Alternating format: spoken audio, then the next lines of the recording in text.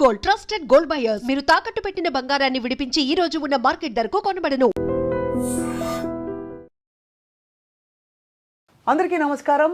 మొన్న president Trump స్వేరింగ్ in తర్వాత and అంతకుముందు ఆయన హయాం రాబోతోంది అని తెలియగానే కూడా అందరి మనసుల్లో చాలా ప్రశ్నలు వచ్చేసాయి. ట్రంప్ విధానాలు మళ్ళీ కఠినతరం కాబోతున్నాయా, భారతీయ విద్యార్థులకి ఏమిటి పరిస్థితి, మరి యుఎస్ యూనివర్సిటీస్ మూసుకుపోతున్నాయా అని చెప్పి ఇవాళ ఓవర్సీస్ ఎడ్యుకేషన్ గురించి మాట్లాడుతున్నాం with a very well known expert. Videsh consults Sainath గారు ఇస్ బ్యాక్ విత్ అస్. ముఖ్యంగా ట్రంప్ విధానాలు యుఎస్ వెళ్ళడానికి భారతీయ విద్యార్థులపై ఏం ఎఫెక్ట్ చూపించబోతున్నాయి, మరి ఆల్టర్నేటివ్స్ ఏమిటి అన్నీ అడిగి తెలుసుకుందాం. సాయినాథ్ గారు, thank you so much, welcome back అండి. It's my pleasure madam, thank you. Trump కూడా వెల్కమ్ బ్యాక్ అని చెప్పాలా లేదా అర్థం కావట్లేదు, బికాజ్ ఆల్రెడీ రావడం మనకి బర్త్ రైట్ సిటిజన్షిప్ వద్దని తీసేయడంతో పాటు చాలా విధానాలు ఆయన ప్రవేశపెడతారు. వాట్ అబౌట్ స్టూడెంట్స్ అండి? సో ఇది ఖచ్చితంగా యాక్చువల్గా ఏంటంటే ఒక matter of very serious concern అండి. ఇప్పుడు ఏమైందంటే గతంలో కూడా మనం ఇప్పుడు ట్రంప్ 2.0, అవును. సో మనం దీనికంటే ముందు 10 years చూసుకుంటే 2017 to 21 ఆ రోజుల్లో ఏంటంటే అమెరికాకి వెళ్ళడమే చాలా కష్టం అన్న ఒక రియాలిటీ ఉండింది. ఆ తర్వాత బైడెన్ ఎప్పుడైతే వచ్చారో అప్పుడు మనకి ఏంటంటే తెలుగు వాళ్ళకి, ఇండియన్స్కి ముఖ్యంగా వీసాలు అనేది యాక్చువల్గా 22, 23, 23, 24 ఈ 2 సంవత్సరాల్లో అమెరికా ఇచ్చిన వీసాలు ప్రపంచంలో ఈ దేశం ఇవ్వాల. ఓహో, అన్ని వీసాలు వచ్చాయి. అంటే అప్రాక్సిమేట్లీ మనకి ఒక 23, 24 ఎగ్జాంపుల్ తీసుకుంటే 3,31,000 మందికి ఇండియన్స్కి అమెరికా F1 వీసాలు జారీ చేసింది. సో ఇంత పెద్ద మొత్తంలో మన స్టూడెంట్స్ వెళ్ళడం చాలా ఆనందదాయకం. అయితే ఇప్పుడు ఏమైపోయిందంటే అమెరికా ఫస్ట్ అనేది నినాదం, అంటే రిపబ్లికన్ మెంటాలిటీ కదా, డెమోక్రాటిక్ వేరు, రిపబ్లిక్ వేరు. సో ఈ రిపబ్లికన్ మెంటాలిటీ ఇప్పుడు ట్రంప్ అని కాదు, ఆ పార్టీ వాళ్ళు ఎవరు వచ్చినా కూడా ఉదాహరణకి వీళ్ళ మైండ్ సెట్ ఎంతసేపు కూడా ఏంటంటే ఫస్ట్ మా వాళ్ళకి భోజనం దొరకాలి, అవును, మా వాళ్ళు భోజనం దొరకగా మేము వండుకోలేదు ఏంటంటే వేరే వాళ్ళు వచ్చి వండాలి, right. So this is the idea of the Republican mind set. అవును. సో ఇక్కడ ఏమైపోయిందంటే మన వాళ్ళు ఇంతమంది వచ్చేటప్పటికి అక్కడ కూడా ఏంటంటే అది ఒక లోకల్స్కి అది మింగుడు పడట్లా. ఇప్పుడు మన వాళ్ళు వెళ్ళిన వాళ్ళు కూడా చాలా హ్యాపీగా మంచి జాబ్స్ చేస్తున్నారు. H1Bలు, ఆ H1B వచ్చిన తర్వాత యావరేజ్ శాలరీ వచ్చే $70,000 సంవత్సరానికి వాళ్ళ ఆదాయం ఉంటే మన తెలుగు వాళ్ళకి సగటున $1,00,000 నుంచి $130,000 ఉంటుంది. అవును. సో అది వాళ్ళకి ఒక కడుపు మంట. ఇప్పుడు ఏమైందంటే దీన్ని ట్రంప్ వచ్చేటప్పటికి ఎందుకు వాళ్ళే చేయాలి, మన వాళ్ళు చేయలేరా? అవును. సో వాళ్ళంటూ లేకపోతే అప్పుడు మన వాళ్ళకి అవకాశాలు వస్తాయి కదా. సో ఇదొక వాళ్ళ రాడికల్ మైండ్ సెట్ అనే వర్డ్ మనం వాడచ్చో లేదో తెలియదు కానీ, but this is the mindset of the present government there, right. So దీని విషయంలో వచ్చేటప్పుడు స్టూడెంట్స్కి ముఖ్యంగా ఇంపాక్ట్ వచ్చేది ఏంటంటే మనకి అమెరికా చదువులు అంటే అది ఆషామాషిగా అయ్యేది కాదు. అంటే ఎవరికైతే స్టూడెంట్కి 100% స్కాలర్షిప్ వస్తుందో వాళ్ళకి వెళ్ళడంలో ఎటువంటి ఇబ్బంది లేదు. అయితే స్టూడెంట్స్కి చాలా మటుకు ఏంటంటే సొంతగా మనం డబ్బులు పెట్టుకోవాలి. కరెక్ట్. ఇది ఇప్పుడు అమెరికా I-20 ఇచ్చినప్పుడు I-20 ఫామ్లో క్లియర్గా ఉంటుంది, ఇది మీ ఫీజు నిమిత్తం ఎంత అవుతుంది, లివింగ్ ఎక్స్పెన్స్ ఎంత అవుతుంది, మొత్తం ఓవరాల్గా మీకు 50 నుంచి 70 లక్షల రూపాయలు మీకు సుమారుగా ఖర్చు వస్తుంది అనేది మనం చూపించి అది మనం కాన్సులేట్లో అది ప్రజెంట్ చేస్తేనే వీసా ఇస్తారు. అవును. సో ఇంతవరకు అందరికి బాగానే జరుగుతోంది. కానీ వాస్తవానికి రియాలిటీ వచ్చేటప్పటికి ఏమవుతుందంటే మనకు 190 మంది స్టూడెంట్స్కి ఒక first semester or second semester వరకు మనం ఫండ్స్ అరేంజ్ చేసుకోవడం ఆర్ ఎడ్యుకేషన్ లోన్ ద్వారా తీసుకోవడం. అవును. అక్కడ వెళ్ళిన తర్వాత మనం ఆటోమేటిక్గా అక్కడ దొరికే పార్ట్ టైమ్స్ ద్వారా మన లివింగ్ ఎక్స్పెన్సెస్ కవర్ చేసుకుంటూ బ్యాలెన్స్ ఫీజు కూడా మనం క్లియర్ చేస్తాం. సో ఇది ఎవరికైనా కూడా తంబు రూల్ ఏంటంటే ఇలాగే అనమాట అమెరికా అంటే. ఇది ముందు రూల్స్ ఎలా ఉండేవి, బయట పని చేయొచ్చా ఆఫ్ క్యాంపస్? ముందు రూల్స్ కూడా యాక్చువల్గా బయట చేయకూడదు, కాకపోతే బైడెన్ టైంలో ఎలా ఉండిందంటే దాన్ని చూసి చూడనట్టుగా వ్యవహరించేవారు. సో దానివల్ల ఏమైందంటే చాలా మందికి ఆ వెసులుబాటులో వాళ్ళు actual they use to do any like oil gun gas కానీ లేకపోతే మన గ్యాస్ స్టేషన్స్లో కానీ సూపర్ మార్కెట్స్లో ఇలాంటి చోట్ల చేసేవాళ్ళు తెలుగు పిల్లలు. అయితే వాస్తవానికి అమెరికాలో $15 రావాలంటే వీళ్ళకి $12-10 ఇచ్చేవారు. It was okay. అయితే ఇప్పుడు ఎలా అయిపోయిందంటే ఇప్పుడు ఆ వర్క్ చేస్తుండగా ఎవరైనా నిఘా సంస్థలు వచ్చి వాళ్ళని పట్టుకుంటే వాళ్ళని నేరుగా డిపోటేషన్ ఆర్ డిపోటేషన్ మించి క్యూబాలో ఉన్నటువంటి వాళ్ళకు ఒక స్పెషల్ జైలు ఉంది, 30,000 మంది పెట్టగలిగే కెపాసిటీ తోటి. సో వాటిల్లో పంపుతారు అనే ఒక సంకేతాలు బాగా బలంగా వచ్చాయి. అంటే బేసిక్గా మీరు ఇంకా పప్పులు ఉడకవు, కంప్లీట్గా you have to go by the rule book అని చెప్పి పెట్టేశారు. అబ్సల్యూట్లీ. సో మనం లాఫుల్గా మనం ఉండి మనం ఆల్రెడీ ఫైనాన్షియల్గా ధనికంగా ఉండి పర్లేదు, మనకి 2 ఏళ్ళు పార్ట్ టైం జాబ్ లేకపోయినా పర్లేదు, మన ఫీజు మనం సొంతగా అరేంజ్ చేసుకోగలుగుతాము అనుకుంటే కనుక ఖచ్చితంగా ఈరోజు కూడా అమెరికా ఒక మంచి దేశం అండి. Very very good. Yes.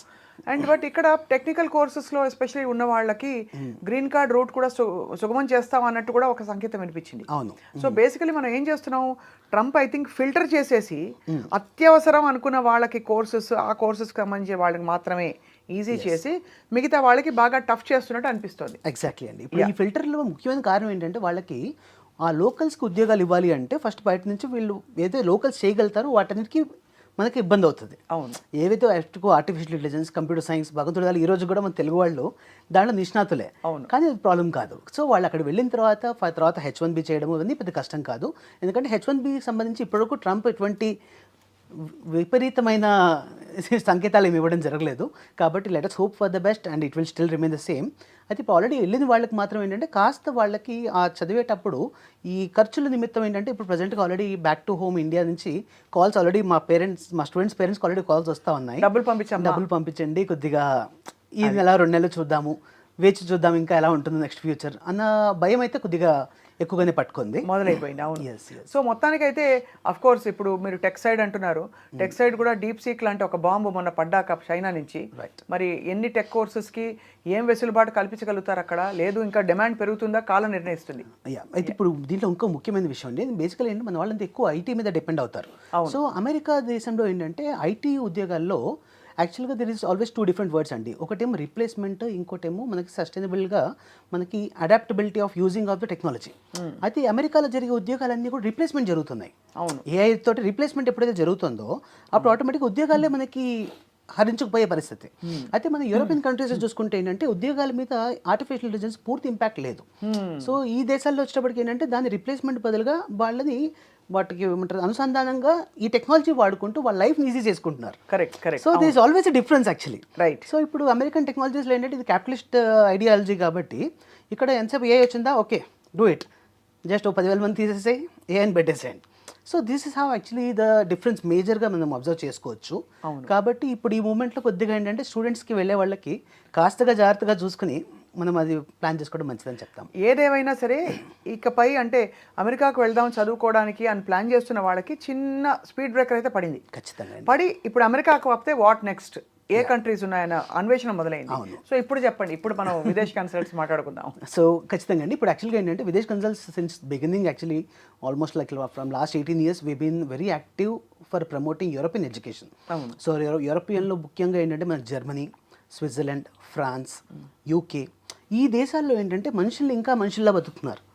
And most ఇంపార్టెంట్గా ఏంటంటే వాళ్ళకి సేఫ్టీ సెక్యూరిటీ పాయింట్ ఆఫ్ వ్యూలో ఎటువంటి టెన్షన్ అవసరం లేదు. అవును. అండ్ అన్నిటికంటే ముఖ్యంగా ఏంటంటే ఆఫ్ క్యాంపస్ జాబ్స్ కూడా లీగల్. అవును. అంటే మనకు ముఖ్యంగా ఏమవుతుందంటే ఇప్పుడు మనం స్టడీ అబ్రాడ్ అనగానే ఇది బోల్డ్ డబ్బులతో కూడుకున్న వ్యవహారం. సో ఇక్కడ ఫస్ట్ థింగ్ పేరెంట్స్కి ఏంటంటే ఎక్కువ లోన్స్ తీసుకోకుండా, ఎందుకంటే ఈ దేశాల్లో ఫీజులు వచ్చేటప్పుడు సంవత్సరానికి 10 లక్షలు అంతకన్నా తక్కువ ఉంటుంది, 7 లక్షల నుంచి 10 లక్షల లోపు. ఆ తర్వాత కాస్ట్ ఆఫ్ లివింగ్కి పూర్తిగా వీళ్ళు పార్ట్ టైం మీద డిపెండ్ అయినా ఎటువంటి ఇబ్బంది లేదు, బికాస్ ఆఫ్ క్యాంపస్ జాబ్స్ కూడా లీగల్గా చేసుకోవచ్చు. సో వారానికి 20 గంటలు, ఇక్కడైనా 20, అక్కడైనా 20. ఇంకా జర్మనీ లాంటి దేశాల్లో 24 గంటలు చేసుకోవచ్చు. ఒక ₹4 ఎక్కువనే వాళ్ళకి సేవింగ్స్ చేస్తూ ఒక 1.5 year వాళ్ళు ఫీజు కట్టుకోగలిగితే మిగతాదంతా కూడా వాళ్ళు అక్కడే ఆన్ చేసుకుని అక్కడే చేసుకోగలుగుతారు. రైట్. తర్వాత ఇంకొక ముఖ్యమైన విషయం ఏంటంటే వీళ్ళకి ఇక్కడ ఉద్యోగ అవకాశాలు అండి. మనకేంటంటే ఇవన్నీ టెక్ బేస్డ్ కంట్రీస్. సో ఈ టెక్ బేస్డ్ కంట్రీస్లో మన వాళ్ళకి ఏంటంటే ఐటీకి వాళ్ళకి చాలా జాబ్ స్కోప్ ఎక్కువగా ఉంది. ఇప్పుడు మాకు ఇన్ని ఇయర్స్ ఆఫ్ ఎక్స్పీరియన్స్లో నేను ఇప్పటివరకు ఎవరినైతే ఆల్రెడీ స్విట్జర్లాండ్ కానీ, జర్మనీ కానీ, ఇటలీ కానీ పంపించున్నామో వీళ్ళు ఇక్కడ ఎంఎస్ చేశాక నాకు అక్కడ జాబ్ రాలేదు, నేను తిరిగి వస్తున్నాను అన్న సందర్భాలు లేవు. అవును. సో బికాజ్ ఇక్కడ ఎక్కడైనా ఐటీలో జాబ్స్ అనేది అమెరికాలో అయినా అదే జాబ్ చేయాలి, ఇక్కడైనా అదే జాబ్ చేయాలి. అయితే ఇక్కడ అవకాశాలు ఎక్కువ అండ్ కాంపిటీషన్ తక్కువ. రైట్. సో ఇక్కడ ఏంటంటే 3 లక్షల మంది వీసాలకి అయితే ఇవ్వలేదు ఇక్కడ. సో ఆబ్వియస్లీ ఇక్కడ ఇంకా ఆ గ్యాప్ ఉంది.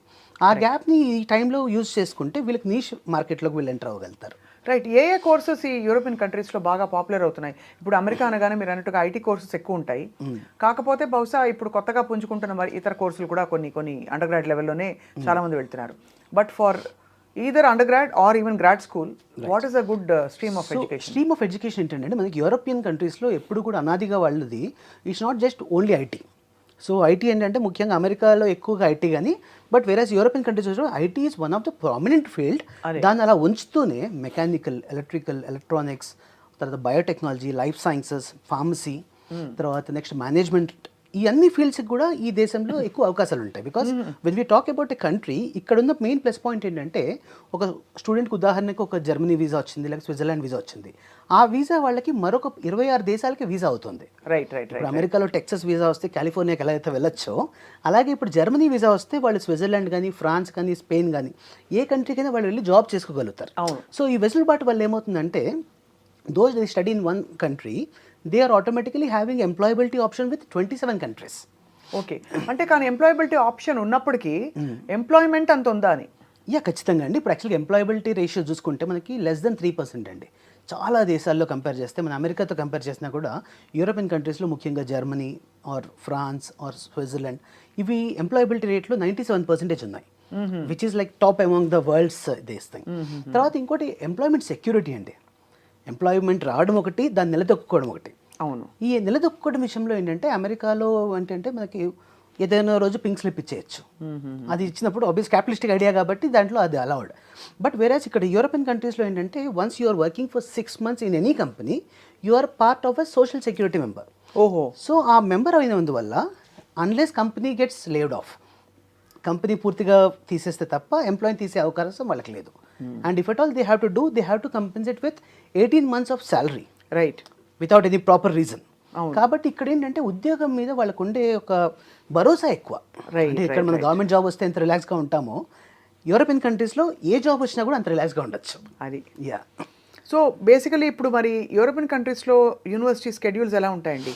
సో సెమిస్టర్ సిస్టమ్ కాబట్టి what is the normal time ఎక్కువ అక్కడ ఆ దేశాలకు వెళ్ళి? సో ముఖ్యంగా ఏంటంటే ఇంటేక్స్ వచ్చి మనకి 2 ఇంటేక్స్ ఉంటాయండి. ఇప్పుడు ప్రజెంట్గా మార్చ్ ఇంటేక్, ఆ తర్వాత కమింగ్ సెప్టెంబర్ ఇంటేక్. అయితే కొన్ని యూనివర్సిటీస్లో మనకు మే ఇంటేక్ అండ్ జూన్ ఇంటేక్ కూడా ఉన్నాయి. సో ఇక్కడ ఏంటంటే ఎంట్రీ అనేది ఇబ్బంది కాదు. తర్వాత రెండో థింగ్ ఏంటంటే ఇక్కడ వీళ్ళకి ఎంఎస్ చేసేటప్పుడు ఎడ్యుకేషన్ స్టాండర్డ్ కూడా ఏంటంటే మనకి అమెరికా కంటే బెటర్ ఎడ్యుకేషన్ స్టాండర్డ్ ఎక్స్పెక్ట్ చేయొచ్చు. అండ్ అంతా ఇంగ్లీషే, ఏ కంట్రీ అయినా కూడా ఇంగ్లీష్. సో మొత్తం all tech courses or any course management ఏది తీసుకున్నా కూడా అన్నీ పూర్తిగా ఇంగ్లీష్లో ఉంటాయి. కాబట్టి వీళ్ళకి ఏంటంటే చక్కగా ఎడ్యుకేషన్ ఇంగ్లీష్లో అవుతుంది. ఆ తర్వాత వీళ్ళకి పోస్ట్ స్టడీ వర్క్ రావడం జరుగుతుంది. అండ్ డ్యూరింగ్ స్టడీస్ కూడా వీళ్ళకి ఏంటంటే స్టడీస్తో పాటుగా కంపల్సరీ ఒక 6 months ఇంటర్న్షిప్ చేయాలి. సో ఇంటర్న్షిప్ చేసినప్పుడు ఏంటంటే వీళ్ళ ఎడ్యుకేషన్ 18 months చేస్తూనే ఒక 6 months లాస్ట్లో వాళ్ళు ప్రాజెక్ట్ వర్క్ ఏదో కంపెనీలో చేయడం వల్ల కొంచెం వీళ్ళకి ఎక్స్పీరియన్స్ వస్తుంది, ఇన్కమ్ కూడా వస్తుంది, చాలా హెల్ప్ అవుతుంది. ఇన్కమ్ కంటే ఎక్కువగా వీళ్ళకి ఏంటంటే ఒక కంపెనీలో ఒక బెరుకుతనం ఉండదు. అంటే వెళ్ళినప్పుడు ఇదే కదా, నేను చూసుకుంటే మేనేజర్ని ఎలా మాట్లాడాలి, తర్వాత ఇక్కడ this is the expectation of a client and employer, so ఎలా ఉంటుంది, ఇవన్నీ కూడా వీళ్ళు ఆల్రెడీ ఒక 6 నెలలు అక్కడ క్షుణ్ణంగా అనుభవించడం వల్ల వాళ్ళకి ఏమవుతుందంటే ఆ తర్వాత వీళ్ళు ఉద్యోగం వెతుక్కోవడానికి టైంలో automatic they have 6 months experience. So they will be the best resource for the companies who can easily crack the job అనమాట. రైట్. ఒకవేళ అలా వచ్చినా కూడా వాళ్ళని కూడా అబ్జర్వ్ చేసుకోవడం అండ్ వాళ్ళతో పాటు బహుశా అంటే ఈ వెసులుబాటు అన్ని ఫీల్డ్స్లో స్ట్రీమ్స్ ఆఫ్ ఎడ్యుకేషన్లో ఉందండి? ఖచ్చితంగా అండి. అన్ని మాస్టర్ ప్రోగ్రాంలో ఇది ఇన్బిల్ట్గా ఉండేది.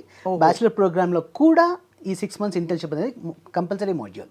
ఇంకా యూకే లాంటి కంట్రీలో తీసుకుంటే యూకేలో ఏమవుతుంది, చదువు వచ్చినప్పుడు 1 year మాస్టర్స్, ఆ తర్వాత 1 year మనకి ఇంటర్న్షిప్. ఈ 2 ఏళ్ళు చేస్తేనే వాళ్ళకి కోర్స్ కంప్లీట్ అవుతుంది. అవును. సో టెక్నికల్గా వాళ్ళకి తెలియకుండానే వాళ్ళకి ఒక సంవత్సరం సివిలో ఎక్స్పీరియన్స్ ఏర్పడుతుంది. సో ఆబ్వియస్లీ 6 నెలల కంటే సంవత్సరం ఇంకా బెటర్ కదా. అండ్ మీరు అనేది ఈ డిగ్రీలన్నీ కూడా, ఈ మాస్టర్స్ ప్రోగ్రామ్స్ అన్నీ కూడా certification is valid in various countries through out the world. And ఇందులో మీకు స్పెసిఫిక్గా ఏదైనా కంట్రీని మీరు ప్రత్యేకంగా రికమెండ్ చేస్తారా in terms of ideal living conditions కావచ్చు, సేఫ్టీ కావచ్చు? ఇప్పుడు పిల్లల్ని ఇక్కడ నుంచి పంపాలంటే అమెరికా అంటే మీరు కేకేస్తే ప్రతి 10 మందిలో 2 తెలుగు వాళ్ళు కనిపిస్తారు. అవును. బట్ ఈ యూరోపియన్ కంట్రీస్లో పరిస్థితి ఎలా ఉందండి? ఇప్పుడు యూరోపియన్ కంట్రీస్లో కూడా ఏంటంటే చాలా మటుకు awareness, thanks to the social media and ఇది చాలా మందికి అవేర్నెస్ బాగా పెరిగింది. సో ఈ రోజు ఏంటంటే ఇటలీ, జర్మనీ, స్విట్జర్లాండ్, యూకే ఈ 4 దేశాలు కూడా స్టూడెంట్స్ చాలా ఆసక్తి చూపిస్తున్నారు. ఈ 4 బ్యూటిఫుల్ కంట్రీస్ అండి అన్ని, అసలు ఆసమ్ ప్లేసెస్. యాక్చువల్లీ వాళ్ళకి ఏంటంటే డ్యూరింగ్ దిస్ స్టడీస్ టైంలో కూడా వాళ్ళు చాలా బెస్ట్ ప్లేసెస్లో ఉంటారు. దాంతోపాటు మేజర్గా ఏంటంటే ఇక్కడ ఈ 4 దేశాల్లో కూడా మనుషులు ఇంకా మనుషులుగా ఉన్నారు. అంటే ఉరుకులు పరుగులు కాకుండా ప్రశాంతంగా ఒక మనిషి ఎదురుపడ్డప్పుడు హాయ్ అని చెప్పడం ఇంకా కల్చర్లో ఇంకా ఉంది. సో ఇలాంటి మంచి ప్లేసెస్లో ఉన్నప్పుడు వీళ్ళకి ఏంటంటే పీస్ఫుల్ లివింగ్ ఒకటి, ఆ తర్వాత క్వాలిటీ ఆఫ్ లైఫ్ ముఖ్యంగా ఈ 4 దేశాల్లో కూడా వీళ్ళకి ఎడ్యుకేషన్ స్టాండర్డ్స్ బాగుంటాయి. అండ్ ముఖ్యంగా ఏంటంటే వాళ్ళకి సేఫ్టీ సెక్యూరిటీలో ఈ గన్ కల్చర్స్ ఇలాంటివి ఉండవు. So obviously they are absolutely at home, so కంఫర్టబుల్గా ఉండొచ్చు. అండ్ ఇండియాకి కూడా మన జర్నీ టైం చూసుకున్నా కూడా అమెరికా 24 hours జర్నీ పడుతుంది. బట్ వెరస్ ఇక్కడ 8 to 10 hours మనం ఫ్లై అయిపోవచ్చు, సింగిల్ ఫ్లైట్లో ముగించేసేయచ్చు. ఎస్. ఓవరాల్గా ఇప్పుడు ఎంతమంది తెలుగు విద్యార్థులు ఉన్నారండి ఇక్కడ ఈ కంట్రీస్లో? ఇప్పుడు అప్రాక్సిమేట్లీ మన యూరోపియన్ కంట్రీస్ ఎగ్జాంపుల్ జర్మనీ తీసుకుంటే జర్మనీకి లాస్ట్ ఇయర్ 70,000 మంది అప్లికేషన్ చేయడం జరిగింది. అండ్ యూకే చూసుకుంటే అది కూడా ఆల్మోస్ట్ 70,000 మంది. తర్వాత ఇటలీకి దాదాపు ఒక 16,000 మంది స్టూడెంట్స్ అప్లై చేయడం జరిగింది. స్విట్జర్లాండ్ కొంత నెంబర్స్ తక్కువ ఉన్నా కూడా యాక్చువల్గా ఎక్కువ అవకాశాలు స్విట్జర్లాండ్లో కూడా ఉన్నాయి. విచిత్రం చాలా. స్విట్జర్లాండ్ లాంటి అందమైన కంట్రీలో ఎవరు వద్దనుకుంటారు, ఎందుకు వద్దనుకుంటారని ఇంకా అవగాహన లేకంటారా? మెయిన్గా అవగాహన లేకండి. మీకు ఏమవుతుందంటే స్విట్జర్లాండ్ వచ్చేప్పటికి పబ్లిక్ యూనివర్సిటీస్, ప్రైవేట్ యూనివర్సిటీస్ రెండు ఉంటాయి. సో చాలా మందికి ఏంటంటే పబ్లిక్ యూనివర్సిటీలో రాదు అనుకుంటారు, ప్రైవేట్ యూనివర్సిటీని ఎఫర్ట్ చేయలేదు అనుకుంటారు. ఈ రెండు అపోహలే. సో అడగంది అమ్మ కూడా అన్నం పెట్టదు. ఇటువంటి పబ్లిక్ యూనివర్సిటీస్ ఇంత టాప్ యూనివర్సిటీ అడ్మిషన్ రావాలంటే అప్లై చేయాలి. అప్లై చేయడానికి విదేశ్ కన్సల్స్ ఉంది. విదేశ్ కన్సల్స్ అప్రోచ్ చేస్తే ఖచ్చితంగా ఇది చేయొచ్చు. సో ఒకవేళ ఒక గ్రాడ్యుయేషన్ ఇక్కడ అంటే మన ఇండియన్ గ్రాడ్యుయేషన్ పూర్తి చేసుకుని అక్కడ గ్రాడ్ స్కూల్కి వెళ్ళడానికి అంటే పోస్ట్ గ్రాడ్యుయేషన్ మన ప్రకారం వెళ్ళాలంటే ఏ స్ట్రీమ్ తీసుకోవాలంటే మీరు అడ్వైస్ చేస్తారా? ఖచ్చితంగా అండి. ఇక్కడ యాక్చువల్గా ఏంటి విదేశ్ కన్సల్ట్స్లో మేము ఫస్ట్ స్టడీ అబ్రాడ్ కన్సల్టెంట్స్ కంటే కూడా ఒక కెరీర్ కన్సల్టెంట్స్గా మేము ఉంటాం. సో ఫస్ట్ థింగ్ ఏంటంటే ఒక ప్రొఫైల్ మా దగ్గరకు వచ్చినప్పుడు మేము ఫస్ట్ ఎవాల్యుయేట్ చేస్తాం. Are they having inform decision? ఆ ఇన్ఫార్మ్ డిసిషన్ ఉన్నప్పుడు we will continue with their choice. అలా కానప్పుడు ఖచ్చితంగా మా ఇంటర్వెన్షన్ ఉంటుంది. ఆ సెలెక్షన్ ఆఫ్ కోర్స్ దగ్గర నుంచి మా కౌన్సిలర్స్ ఏంటంటే లాస్ట్ 10 years కంటే ఎక్కువ ఎక్స్పీరియన్స్ ఉన్న వాళ్ళు. అండ్ చాలా మటుకు బ్రాంచెస్ అన్ని హెడ్స్ కూడా they are directors of our branches, they are also having done masters abroad. So వీళ్ళందరికీ ఏంటంటే విపరీతమైన ఎక్స్పీరియన్స్ ఉండడం వల్ల ఒక ప్రాపర్ గైడెన్స్ ఇవ్వడానికి రైట్ ఛానలైజేషన్ జరుగుతుంది. ఆ తర్వాత రెండో థింగ్ ఏంటంటే కొంతమంది ప్రొఫైల్ బాగా ఉన్నప్పుడు మేమే వాళ్ళకి ఎదురుగా సలహా ఇస్తాం. ఏంటంటే rather than going for private university, మీ ప్రొఫైల్కి ఈ పబ్లిక్ యూనివర్సిటీ అడ్మిషన్ వస్తుంది. రైట్. సో ఈ పబ్లిక్ యూనివర్సిటీకి ఎప్పుడైతే వీళ్ళు వెళ్తారో ఇక్కడలాగా 50 లక్షలు 60 లక్షలు ఫీజు కట్టకుండా చక్కగా ఫ్రీ ఎడ్యుకేషన్లో Germany, Switzerland, France, Italy. Free అంటే పూర్తిగా ఫ్రీనా? అబ్సల్యూట్లీ. సో ఫీజు వచ్చేసి హార్డ్లీ ఒక 150 euros నుంచి 500 euros పర్ సెమిస్టర్.